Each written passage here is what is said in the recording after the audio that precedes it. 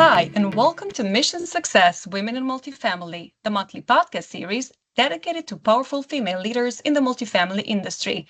I'm Laura Calugar, Senior Editor with Multi-Housing News. Joining me this month is Jessica Melendez, Senior Vice President of Development with Related Group.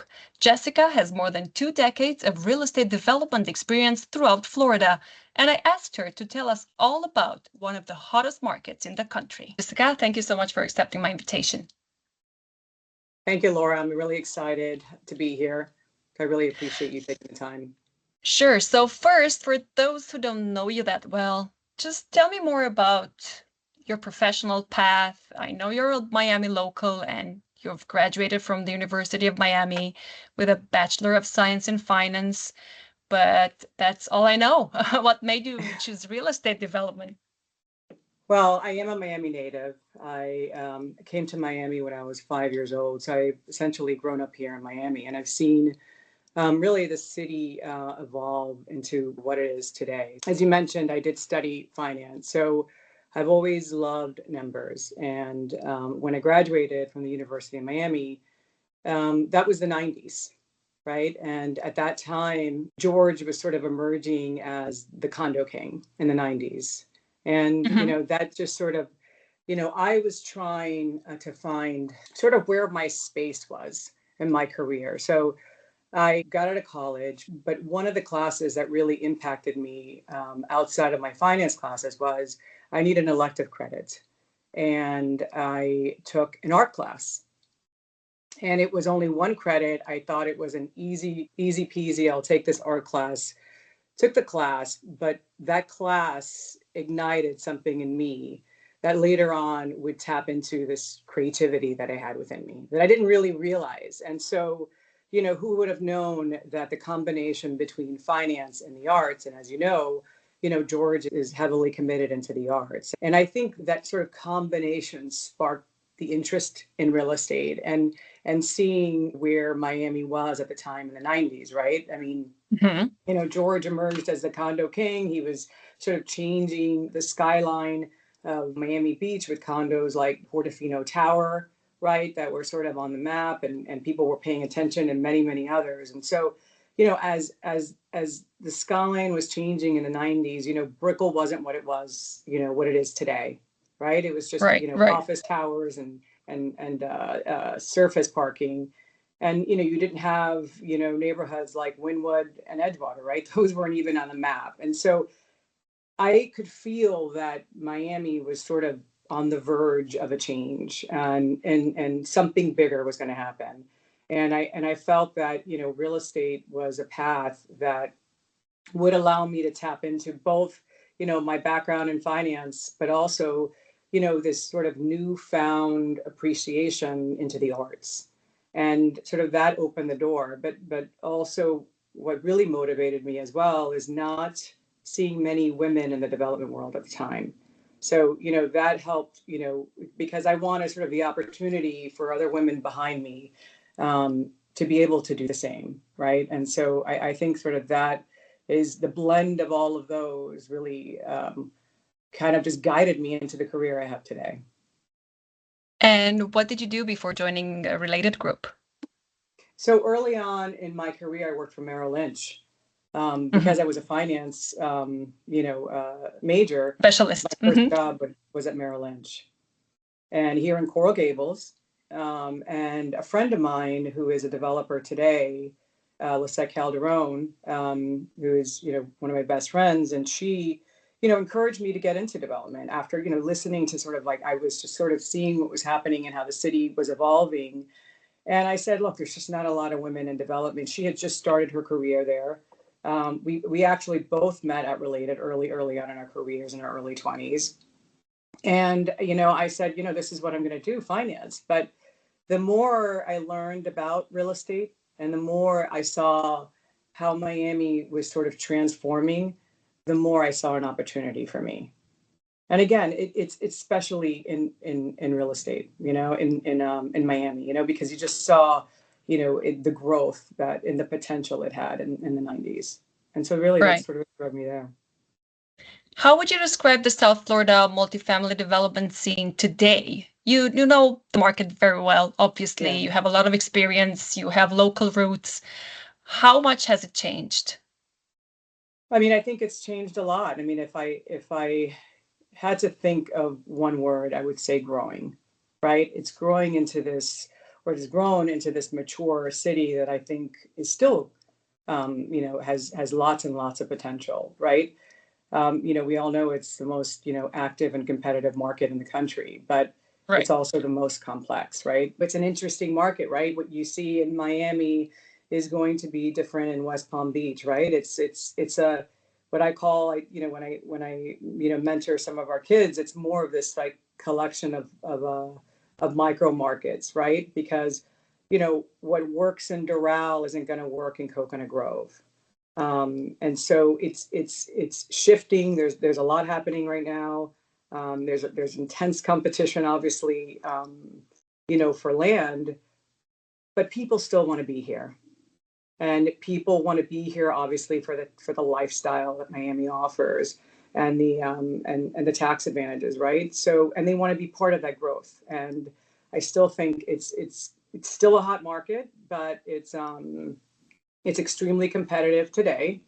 Um, but I think, related, with its track record and staying local, and the ability to be sort of nimble, being here, Related's been here for 40 years. And I think that history helps. And even though it's competitive and intense right now, having that track record and having boots on the ground, and being local, I think it's important. Right. What would you say is the most difficult part of your job? It must be very difficult to source new deals in this economic environment. It's quite tough. It is. It is. Getting deals to pencil today and get them actually, across the finish line is harder than it's been in years. I think that, we're navigating this perfect storm, right? Fluctuating, interest rates, insurance premiums, construction costs that are still unpredictable, that, we're still trying to manage. But as a company, and because of our history, we're spending more time, developing drawings further. For example, where in the past, Related might have gone out in the market with 50% drawings, for GMP set. Today, we're sort of looking at it differently, and making sure that we can survive the volatility by preparing ourselves. And I think that as a company, that's what we're more focused on, is saying, all right, let's go to market with 95% drawings. If let's be flexible, right? I think that as a developer, when you're looking at what's happening here and how you know unpredictable everything is, being prepared is even more important. And lucky for us, we have, lots of resources. We have history of projects we've worked on. And so, you got to be able to sort of be flexible, nimble, have the ability to adjust when you need to. So, depending if the product, the demographics change, or if we have to make adjustments to, the product type, we will do that, right? And I think that's really important. And just, like I mentioned, I mean, in the past, we're trying to get drawings done and peer reviews and things like that out of the way and early, and getting ahead, so that, we try to mitigate these risks, and really try to, but it's not easy. It's a tough market, but the old assumptions don't hold anymore, so It's we're not working. easy, but it's not impossible either. It's not impossible. Look, I mean, I was actually looking at some statistics that, I was pretty proud of, with Related, because we're really active across, resi sections, right? All the resi sectors. I mean, we've got affordable, we've got market rate, condo, mixed use, and international. Affordable housing, we have 12,000 units, valued at 3.2 billion. Market rate rentals, we have almost 13,000 units, valued at 6.5 billion. Condo, 7,000 units, and it just goes on. And I'm proud of that. I'm proud of that, because we are really focused on the type of product we build. We're selective, but we're able to execute, and that's what I'm proud of. And how do you find financing for these projects? It's really difficult for these new developments to pencil out, as you said earlier. Yep. The math has changed, right? Yeah, we all know that these, construction costs, I mentioned earlier, are unpredictable. But I think that at Related, what really gives us the edge here is that 40-year track record, right? Because we've built these long standing relationships with our lenders and partners, and we're Right. tapping into those. And I really think that that's the most important because, that history and these relationships that we've built over, the last 40 years are important, and they believe in us and they trust us. And so I think that it's not easy. The deals are not easy to pencil. It takes a lot more strategy and creativity to get these deals to pencil out. But again, because of the track record, we're really able to sort of um, dig deep and structure around risk and pushing to get deals approved with tighter timelines. We're also leveraging the relationships we have with municipalities and cities. And so I think it's so important because of the history that Related has that, some of the equity partners, we'll do one deal and jump into another deal because it's a type of deals they've done in the past and they're comfortable with Related doing those deals. After a short break, Jessica will reveal all about the hottest development areas in South Florida.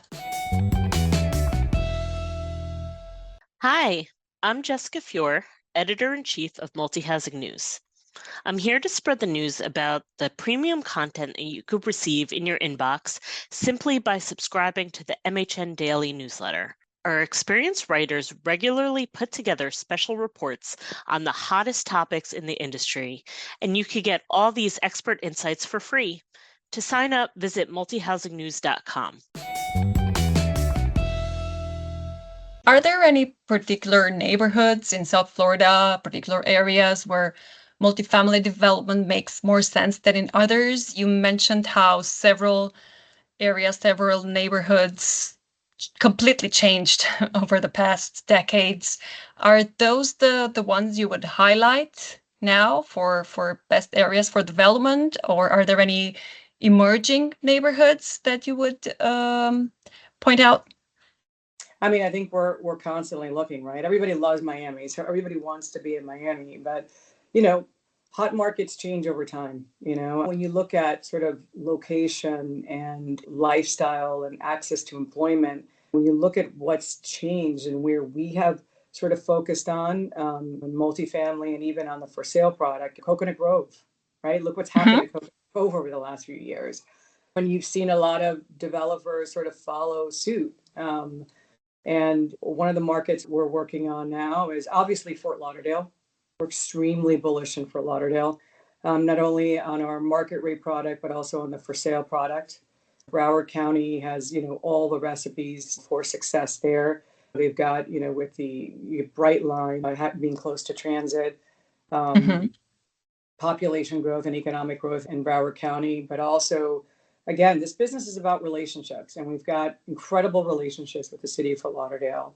We've done several projects there, of which they're all very, very proud of. And so I think you're going to see us to continue to be focused in Broward County, obviously Wynwood, and then now, Boca and Tampa. So these are areas that I think that we're going to continue to develop and take a closer look at. But, Miramar, I just wrapped up a project there.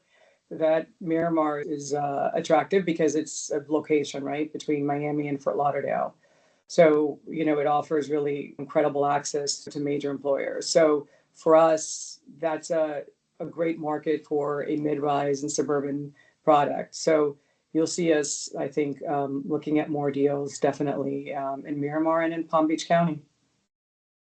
You said you just finished a project, but was that a very big one, or is there another one that you'd like to highlight? What are you currently working on? What projects do you have in the works that stand out? So I just wrapped up a project in Fort Lauderdale called Veneto Apartments.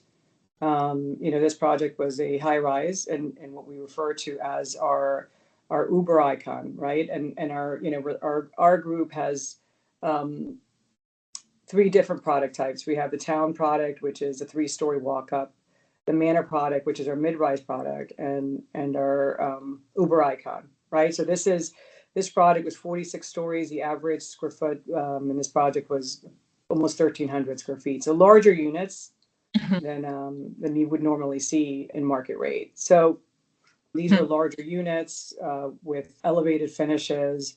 And it really set the tone for the next project we did, which is Andare. And that is our for sale condo project, which is directly right next door to Veneto. And that we started sales on that project last year.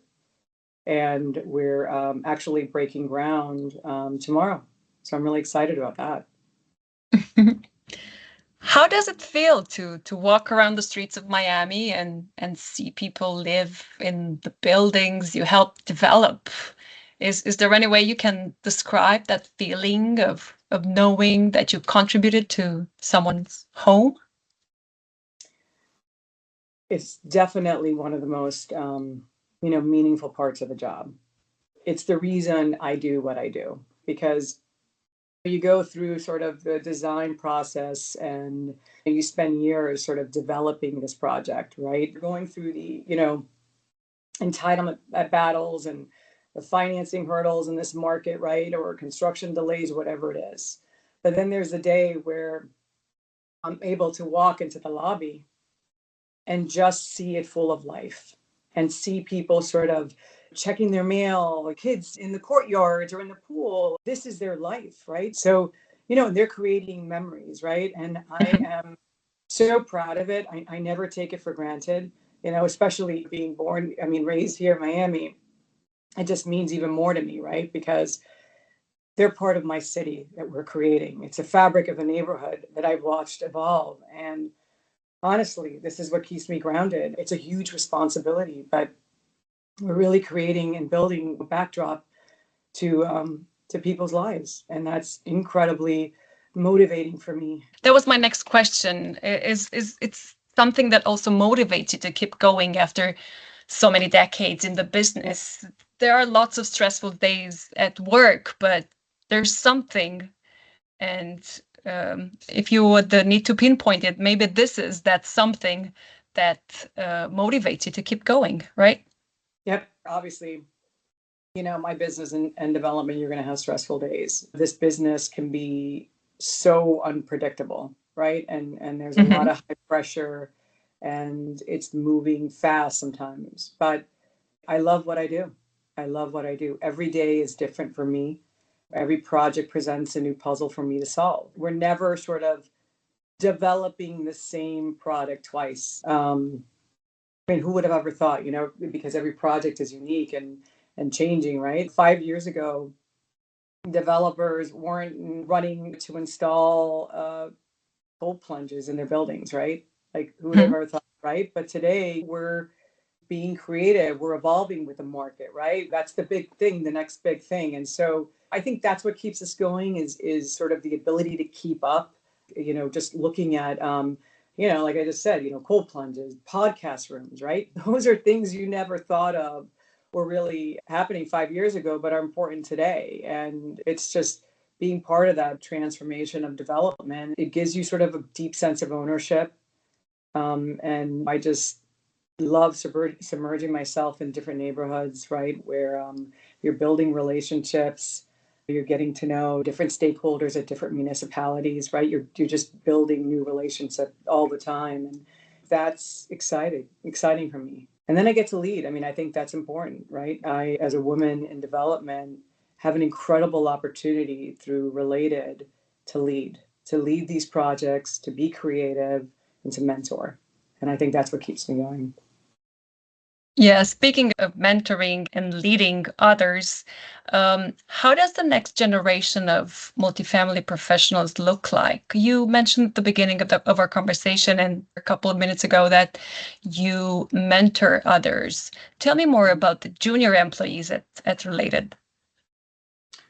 Well, they're definitely tech savvy, right? Right, obviously. They're obviously, I mean, these kids know it all and they're moving at 1,000 miles a minute. But they're a bit impatient.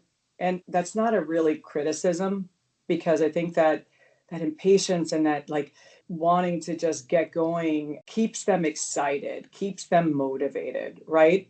And Mhm. and obviously they're more connected to social media and influenced by the content. But I think it's important for us to create sort of this space for them to speak up, to ask questions, to be part of it, right? Because of our 40-year history, right? They look at that and you're sort of like, oh my God, Related, wow, they've done so much and how can we contribute, right? And so it's about sort of teaching them about the old ways, but also sort of combining that with the new ways of thinking, right? And being able to be open and to listen to them. And I think that, that excitement that they have because they just want to run before they walk is an incredible thing because they're ready to go. And I think giving them some of that, I'm just thinking of a few of the guys that I work with and really helping them push forward, but at a pace that's sustainable, that Right. makes sense, right? Because, this business, if you move too fast, you can make mistakes. So it's really important sort of to teach them to sort of take a deep breath, sit back and learn and listen. And I think the guys that we have, I mean, I think Related's done a good job at, picking a team. I have a team of 5 or 6 associates that work with us, and their backgrounds are all pretty eclectic, right? They're architects, or they're, construction backgrounds and finance. We've got a really good, solid group that are all willing and energetic and excited to learn. What would you say is next for you and your team at Related? What will you be focusing on going forward? We're always, Related Group was built on identifying new trends, right? And capitalizing on them before anyone else. We're looking and exploring other areas that maybe we haven't tapped into. I think Such that, as? well, such as, maybe there's a possibility of developing senior living Hmm? and student housing. I mean, that's something that we've been talking about. I myself too, internally about student housing. I mean, we're looking at a project in Tampa that we're considering launching as student housing. So we're still exploring that. I think that that's important, right? And that goes back to developers being nimble and flexible. But because of our local relationships we have and Related being so active in South Florida, I think that that's the next thing is really just sort of exploring and studying sort of how Miami continues to transform and what the next generation, right? People are getting older, and what the next trends are. And then when I think about me personally, um, I want to continue to invest in our people, mentor, and really focus on mentoring the next generation and helping them develop new ideas. I would also, personally like to see more women in the development field. That is something that I am constantly focused on tapping into our network because I think it's important. I think women feel, or young, some of the young women that are in college today just feel like it's just a man's world and there's, it's very difficult to earn respect. And you know what? I've earned it. I've done it. I'm proud of where we are, and I'm proud of Related as a company to put, a woman in a leadership role to set an example. And I Mhm. and I think that that's what I'd like to focus as well this year and continue to do that. But do young women want to be in real estate development? Isn't it daunting for them? It is, and you know what? I They don't know what they don't know, right? It takes people like me and other female developers I mentioned earlier, like Lisette Calderon, that are trailblazers, right? That lead by example, that show you could be in this business. I've been at Related for 13 years. That's a long time.